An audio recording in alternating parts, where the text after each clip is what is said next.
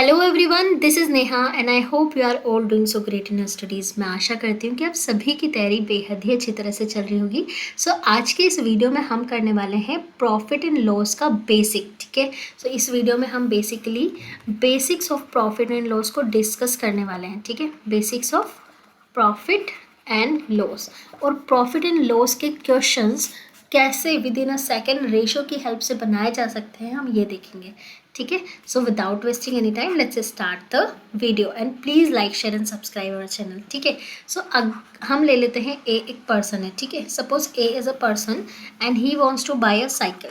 ठीक है, अब वो जिस प्राइस में साइकिल को खरीदता है वो प्राइस हो जाती है कॉस्ट प्राइस।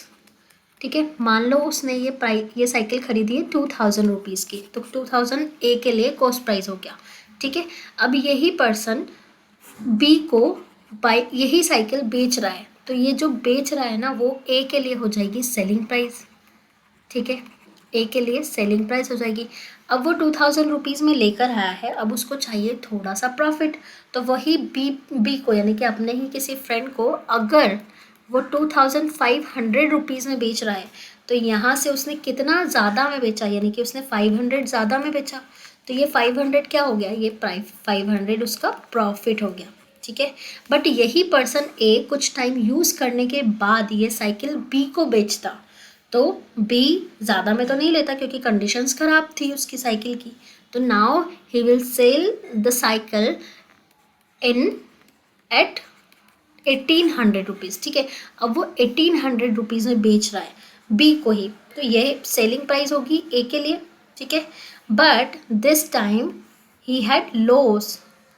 ठीक है, अब उसको 200 रुपये कम में उसने उसने खरीदी थी 2000 में और उसने बेची 1800 में, यानी कि 200 रुपये का लॉस हो गया। तो यहाँ से हमें सीधा सीधा ये समझ में आया कि प्रॉफिट एंड लॉस होता क्या है बेसिकली। अब हम यहीं पे परसेंटेज की बात कर लेते हैं कि प्रॉफिट परसेंटेज कैसे फाइंड किया जाता है। तो देखो, प्रॉफिट परसेंटेज, जो प्रॉफिट हुआ वो उसको किस पे हुआ, कॉस्ट प्राइस पर, जितने अमाउंट में उसने खरीदी थी उसी पर तो हम कैलकुलेट करेंगे ना, कॉस्ट प्राइस पर। सो प्रॉफिट परसेंटेज क्या हो जाता है, प्रॉफिट परसेंटेज यहीं से हम किस पे कैलकुलेट करेंगे, जो प्रॉफिट है वो सीपी का कितना परसेंट है, यानी कि profit upon CP multiply by 100। ठीक है, सो यानी कि यहाँ पर 500 upon 2000 multiply by 100, this will be your profit percentage. ठीक है, यहाँ से हम इसको कैंसिल कर देते हैं, इसको भी कैंसिल कर दिया, तो ये हो गया 25%। तो यहाँ पे प्रॉफिट कितने का हुआ, प्रॉफिट हुआ 25% का। बट अगर हम सेकेंड वाले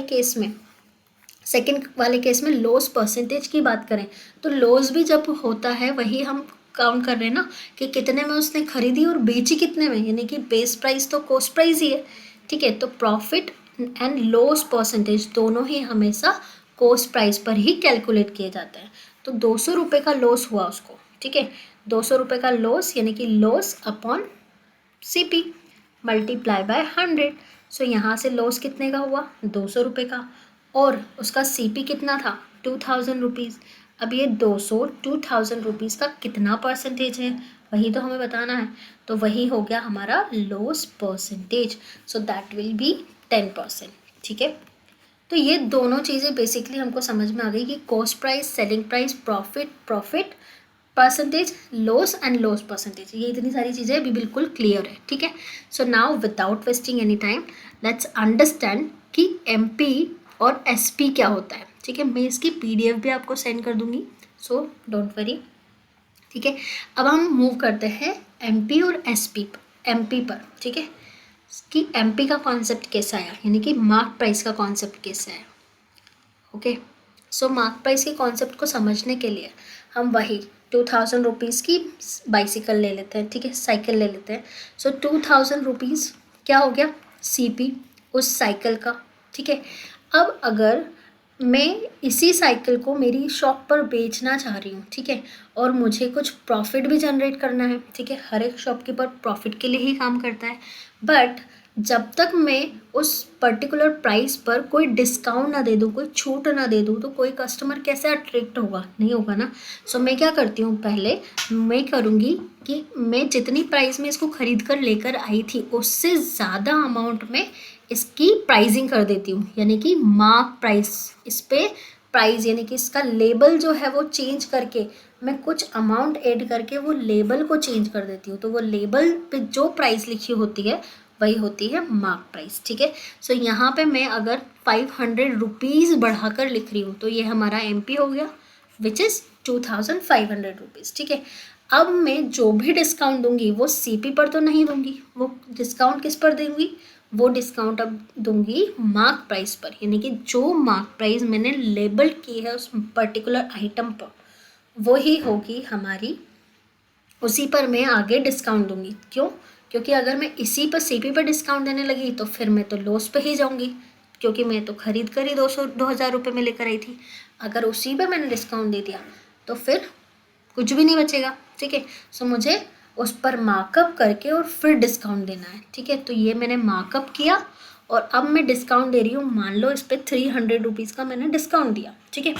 सो मैंने डिस्काउंट दिया 300 रुपीज़ का, यानी कि मैं अब इस पर्टिकुलर आइटम को कितने रुपीज़ में बेच रही हूँ, मैं इसको बेच रही हूँ 2200 रुपीज़ में, ठीक है।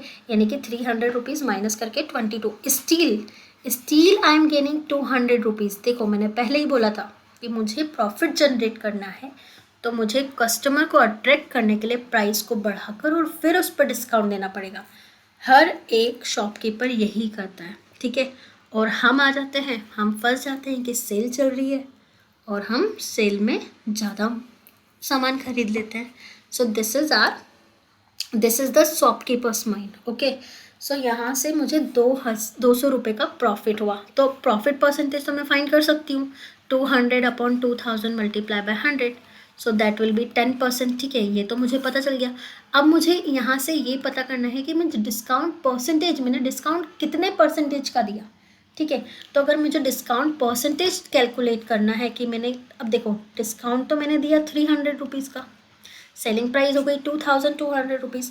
सो डिस्काउंट में मैंने बेस किसको माना, किस पर डिस्काउंट दे रही हूँ, मार्क प्राइस पर ही डिस्काउंट दिया ना मैंने। 2500 मार्क प्राइस थी, उस पर 300 कम करके 2200 में बेचा, तो 300 जो है वो 2500 पर ही मैंने कम किया है। तो मैं डिस्काउंट परसेंटेज भी किससे कैलकुलेट करूँगी, मार्क प्राइस पर, यानी कि 300 2500 का कितना परसेंटेज है। तो यहीं से मैं फॉर्मूला भी बना लेती हूँ, क्या हुआ, discount percentage equal to discount upon MP multiply by 100। So यहाँ से ये फॉर्मूला आया, ठीक है। सो अगर मैं इसको डिवाइड कर देती हूँ, ठीक है, 20 कैंसिल, 25 4 ज़ा 100 और 4 3 ज़ा 12%, यानी कि डिस्काउंट कितने परसेंटेज का दिया, मैंने डिस्काउंट दिया है, मैंने डिस्काउंट कितने परसेंट का दिया है, मैंने डिस्काउंट 12% का दिया है। So this is how we can calculate the discount percentage. I hope it is clear.